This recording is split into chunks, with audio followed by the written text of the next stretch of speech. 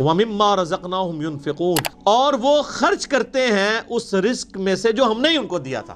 کیا بات ہے، ساتھ ہی کہہ دیا کہ اگر کر رہے ہو تو کسی کو اکڑ نہ آ جائے، دیا بھی ہمارا ہوا ہے۔ اور اس میں یہ چیز بھی امپلائڈ ہے کہ جو شخص گاڈ کانشیسنس رکھے گا، تقوی رکھتا ہوگا نا، وہ جیب ضرور ڈیلی کرے گا۔ انسان جیب وہیں ڈیلی کرتا ہے، پیسہ وہیں پہ خرچ کرتا ہے جہاں اس کا کوئی مفاد ہو۔ اب جس کا یہ یقین ہی نہیں ہے کہ اللہ تعالیٰ نے مجھے یہ مال خرچ کیا ہوا واپس لوٹانا ہے 700 گنا یا اس سے بھی بڑھ کے قیامت والے دن، وہ تو نہیں جیب ڈیلی کرے گا۔ تو قرآن میں آیا کہ اپنے دیے ہوئے مال میں سے جو اللہ نے تمہیں دیا ہے خرچ کرو، لیکن ہم لوگ لوگوں کے دیے ہوئے مال میں سے خرچ نہیں کرتے، اپنے اوپر لگاتے ہیں۔ یہ کچھ ہو رہا ہے۔ کتنے لوگ ہیں اللہ کے دیے ہوئے مال میں سے اس کی راہ میں خرچ کرتے ہیں۔ بخاری مسلم میں حدیث ہے، انسان کہتا ہے میرا مال میرا مال میرا مال، اور تیرا مال تو نبی علیہ السلام فرمایا وہ ہے جو تو نے کھا لیا یا پہن کے بوسیدہ کر لیا، یا اللہ کی راہ میں خرچ کر کے قیامت والے دن کے لیے سٹور کر لیا اللہ کے ڈیوائن بینک میں، باقی تو تیرے ورثہ کا مال ہے۔ بخاری اور مسلم دونوں میں حدیث ہے کہ انسان کے 3 دوست ہیں، ایک ہی قبر میں ساتھ جاتا ہے، وہ اس کے اعمال ہیں، باقی اس کا مال اور اس کے رشتہ دار وہ باہر ہی رہ جاتے۔ تو جس نے ساتھ جانا ہے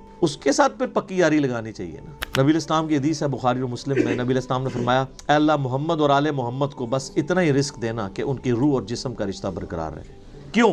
آپ علیہ السلام زیادہ مال کو اوائڈ کرتے تھے، آپ کی فقر کی زندگی تھی اور یہ فقر اڈاپٹڈ تھا۔ اما عائشہ کہتی ہیں خیبر کے بعد تو وسعت ہو گئی تھی، لیکن حضور کی وفات تک ہماری حالت ہے، بخاری مسلم دونوں میں حدیث ہے، بعض اوقات 1 مہینہ، بعض اوقات 2، بعض اوقات 3 مہینے بھی ہمارے گھر میں چولہا نہیں جلتا تھا، 2 کالی چیزوں کھجور اور پانی پہ گزارا ہوتا تھا، اور کھجور بھی کوئی پیٹیاں یا ٹوکرے نہیں، 2 کھجوریں صبح اور 2 شام کو بس، اور 1 میٹھا پانی کا پیالہ صبح اور 1 شام کو۔ یہ ٹوٹل رزق تھا۔ میٹھا پانی اس وقت ایک ایشو تھا، دور سے بھر کے لانا پڑتا تھا۔ اور اس میں مجھے بتائیں حضور کی بیویاں حضور سے شکایت نہ کرتی تو کیا کرتی؟ لیکن جب شکایت کی سورۃ العذاب میں اللہ تعالیٰ نے ڈانٹ پلائی، ایسی ڈانٹ پلائی کہ یہاں تک کہا کہ اے نبی ان کو کہو کہ میں تمہیں مال دے کے چھوڑ دیتا ہوں۔ ہائے ہائے ہائے۔ اور حضور آئے ہیں، بخاری مسلم کے الفاظ ہیں، کہا عائشہ جاؤ اپنے باپ سے مشورہ کرنا ہے کر لو، اللہ نے تو مجھے کہہ دیا اگر تم اس طرح ہی فقر کی زندگی گزارنا چاہتی ہو میرے ساتھ رہو، تو ادروائز میں تمہیں چھوڑ دیتا ہوں مال دے کے۔ انہوں نے کہا میں اللہ اس کا رسول اور آخرت کو چاہتی ہوں۔ وہ قرآن میں یہ آیا تھا اگر تم اللہ اس کے رسول اور آخرت کو چاہتی ہو تو پھر اسی طریقے سے نبی کے ساتھ گزارا کرو۔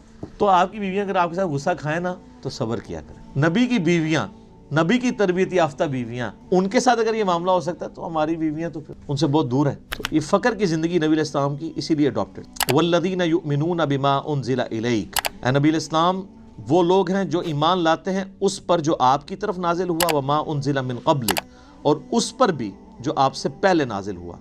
اچھا ادھر یہ نہیں آیا کہ اور اس پر بھی جو آپ کے بعد نازل ہوگا، اس کا مطلب ہے کہ نبوت ختم ہو چکی۔ وبالآخرۃ ھم یوقنون، اور آخرت کی زندگی کے اوپر وہ یقین رکھتے ہیں۔ سر دیکھیں، کتابوں پر ایمان لاتے ہیں اور آخرت پر کیوں؟ آخرت پہ ایمان لانا کافی نہیں ہے، یقین ہونا ضروری ہے۔ یقین نہیں ہوگا آپ کا قبلہ درست نہیں ہوگا۔ یقین کو آپ اسی طریقے سے سمجھ لیں کہ اگر آپ کو کہیں نا کہ یار استری گرم استری کو اگر ہاتھ لگ جائے نا تو ہاتھ جل جاتا ہے، اور کسی کا جلا ہوا ہاتھ دکھا بھی دیا جائے تو صرف ایمان ہی ہوگا یہ آپ کا، کیونکہ آپ نے خود جلتے ہوئے نہیں دیکھا۔ یقین کے لیے آپ کو استری کے اوپر ہاتھ رکھنا پڑے، گرم استری۔ اس کے بعد جو آپ کو یقین آئے گا تو آپ ٹھنڈی استری کو بھی ہاتھ نہیں لگائیں گے، چیک کریں گے نا۔ تو یہ ہے یقین، آخرت کا یقین انسان کا قبلہ درست کرتا ہے۔